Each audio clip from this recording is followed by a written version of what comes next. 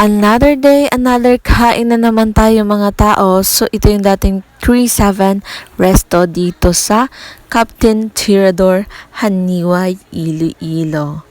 So, pagpasok mo is bubungad sa'yo yung mga halaman. And meron din sila ditong sink kung saan pwede kang mag-hand wash to prevent the spread of microorganisms.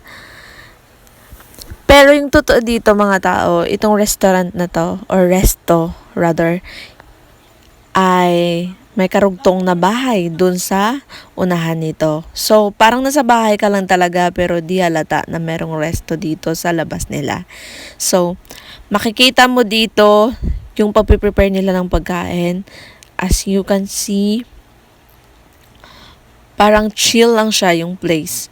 And ayaw ko na lang talaga magsalita sa sobrang kita naman yung ebidensya, guys. O, di ba? And perfect to para sa mga dates.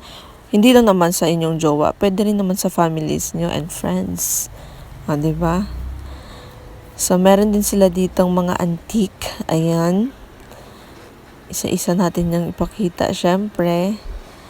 So, kapag nawala yung coins, alam niyo na kung sinong kumuha. Charot lang, guys. So, ito pala yung pangalan ng bago nilang resto or pinalitan nila ng Angelo's Resto.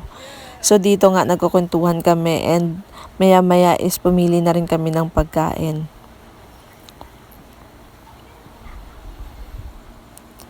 So, meron nila silang salamin dito and dito nga, tinanong ko sila kung bakit merong ganito dito. So, lalagyan daw nila yun ng koi fish pero hindi pa ngayon. So, finally, nandito na rin yung ating mga pagkain. So, thank you, Lord, for a blessing.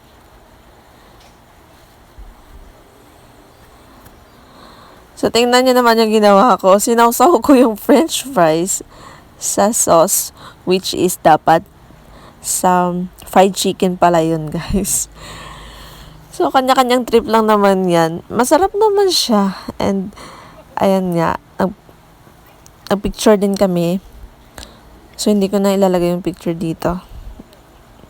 Then, titingnan natin tong kanilang rice na merong toppings na garlic. And, syempre, di natin kakalimutan yung kanilang chicken. And,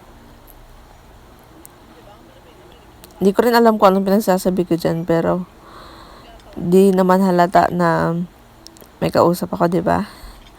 Kita naman ang ebidensya, diba? So, sa pagkain talaga.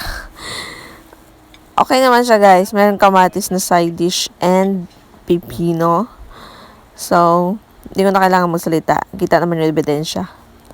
So, kapag may time kayo, pwede kayong mag-visit sa kanila. And after that, kasama ko pala yung aking mother and kaklase ko ng college.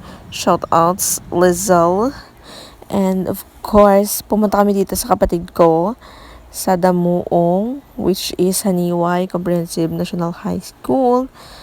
Kasi gugulatin natin siya, pero kami yung nagulat, guys. So, that's all for today's video. Thank you for watching.